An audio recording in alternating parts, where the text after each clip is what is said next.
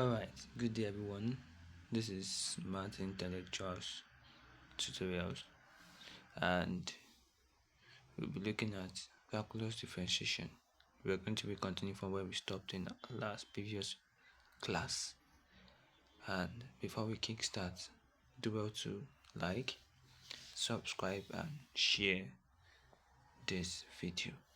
Alright, now today we are going to be looking at quotient rule. In our previous classes, we've talked about chain rule, product rule, and then today we are going to be looking at quotient rule. Now, for quotient rule says that when you have a function y which is equals to a kind of a fraction, that is, you have a function that is in form of a fraction, then you have to use quotient rule to solve that kind of problem. You have to use quotient rule to solve that kind of problem. I get it now. So when you have a function whereby it's in the form of a fraction, you have to differentiate it, then you know that we have to use quotient rule. If it's in form of product, if the function is a form of product of two different values, then you know that one is product rule. For this one is quotient rule. Now what's the formula for quotient rule? Then you have y prime is equals to v du dx minus u dv dx all over v square. And this is the formula we are going to be using for quotient rule today.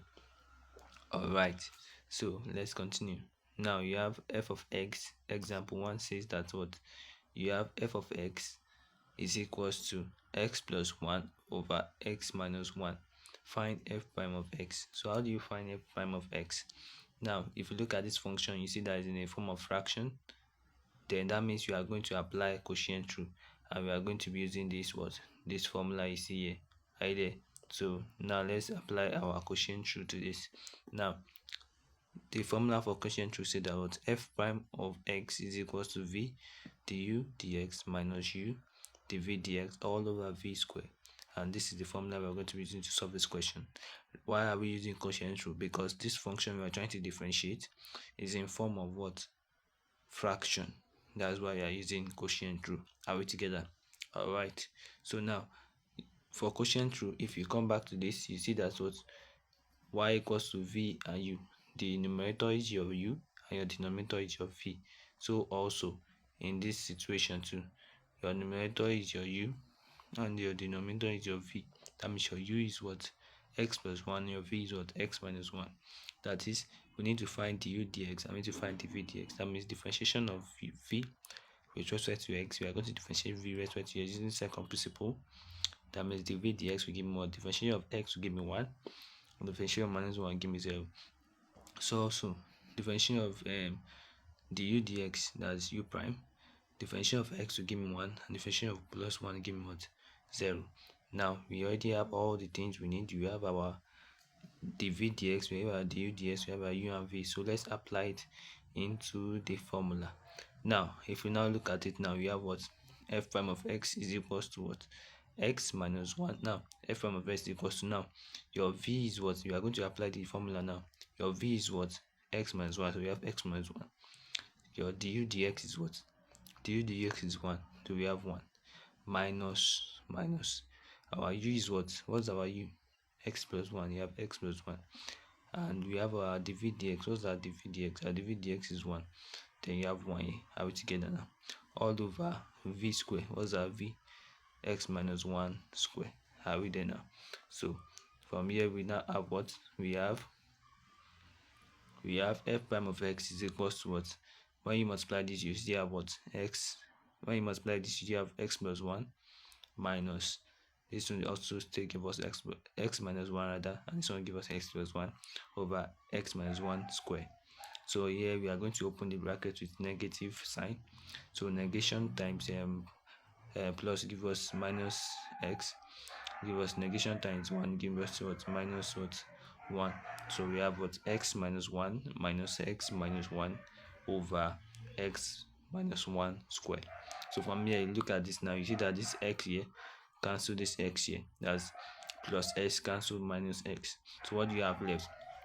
minus 1, which give us what? Minus 2 all over this. Are we clear? So if you look at it, then that means that our f prime of x, which is our differentiation we are looking for, is what? Minus 2 over x open bracket x minus 1 all square. Are we there? All right, so let's take a look at example 2. Now for example 2, now we are given differentiate with respect to x, y equals to cos x over sine 2x. Now this is a form of a trigonometric function. Do you get it now? So you have cos x and sine 2x. That means our u is cos x and our v is sine 2x. Are we there now? Now from here we have our u cos x and v sine 2x.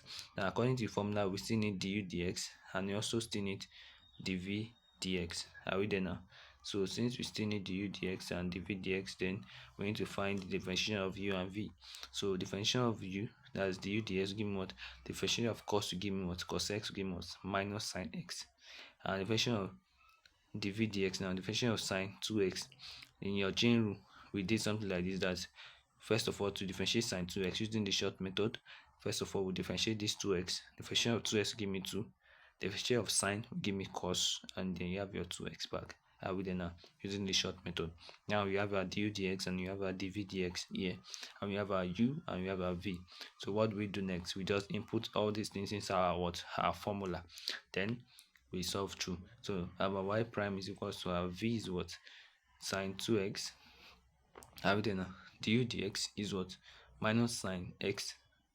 That's minus sine x minus our u now is what? Minus sine. Our u now is what? Cos x, and our dv dx is what? 2 cos 2x. Are we there now? So all over v square. Our v square is what? Our v square is, this is v, so our v square will be sine square 2x. That's same thing as sine 2x all square. So they are the same thing. So from here, let's furthermore solve this. So this times this will give me what? Minus. I can bring this one to the front, and then we have this and this cannot join together to give us sine 3x. No, it is not done that way. Are we together? So we have minus, this minus here, and here you have 2, you have cos x, and we have cos 2x. The reason why this and this cannot multiply to each other, because this one is a function of x, this sign here is a function of x, and this sign here is a function of 2x. So they are not having the same function. Do you get it now? So this x, this is 2x, so that's why. So we're over sine 2 sine square x, and this is going to be our solution for this question. Now if you look at this now, you are going to try this on your own to see if you can solve this, to see if you understood everything you've done, or everything you have done till this far. All right, so let's look at this final example for today. Now we are given y equals to tan x. We have to find y prime. So how do you get y prime? Now are we going to get y prime? Now let's solve this. Now solution, we see that we have y equals to tan x. If you recall, while we are doing trigonometric functions, differentiation or derivative of trigonometric function, we talked about what? Tan x being what? Sine x over cos x, or tan theta equals to sine theta over cos theta, if you remember. And if you don't remember, you have to go and check our previous videos in order to see some of these things we've done in the past, so as to give more better understanding. Now let's come back to this. We have y equals to tan x. Now tan x is what? Sine x over cos x. That's sine x over cos x. Are we there now? So your tan x same thing as sine x over cos x according to your trigonometry. Now looking at this word, your u will be what? Sine x, and your v will be what? Cos x. Are we there now? That means your y prime, which is what we are looking for now. You see that this now, no, we have y equals to tan x. In this format, we cannot easily solve this question, because differentiation of tan x, we know it in, no, I gave the answer for differentiation of tan x in our go back to your chain rule, that is derivative of what? Trigonometric functions. Under the previous video, you see where I gave what?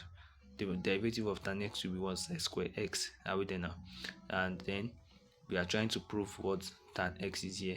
by solving in a normal and general way, in a straight and general way. Now we know that tan x is equal to sin x over cos x according to trigonometry. Then if you look at this is now in form of what? Quotient rule. So we can apply our quotient rule here. So our u is what? Sin x, and our v is what? Cos x. So it's nothing difficult there anymore. This is our formula which we are going to use to solve for quotient rule.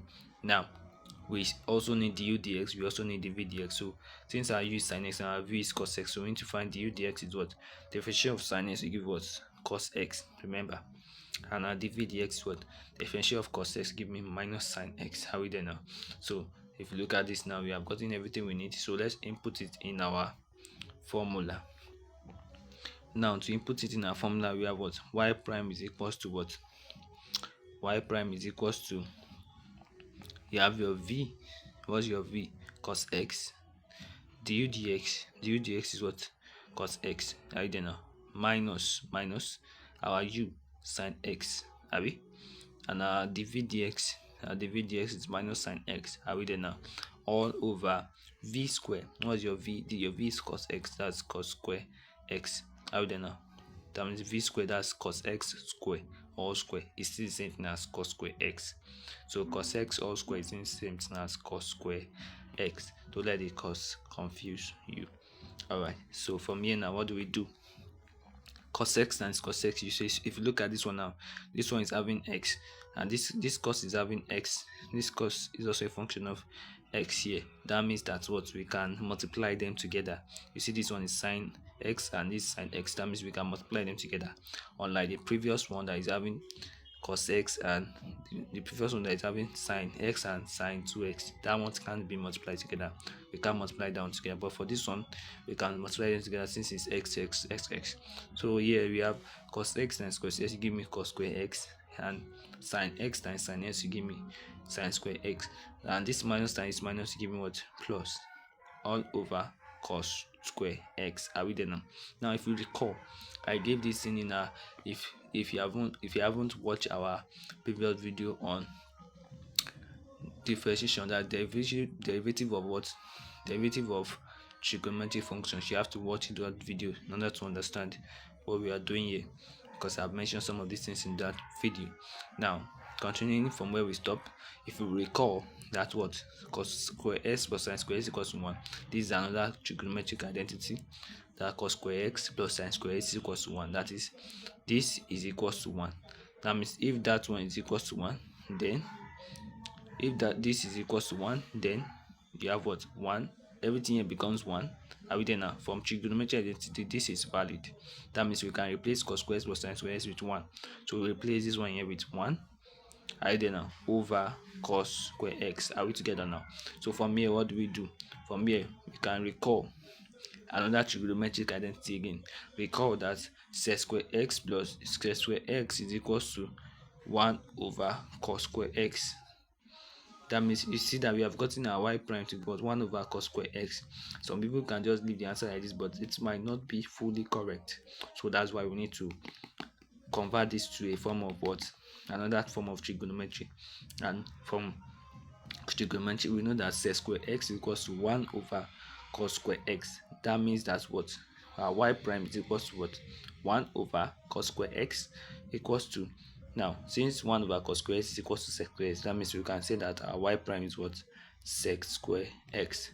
And this comes to the end of our video for today.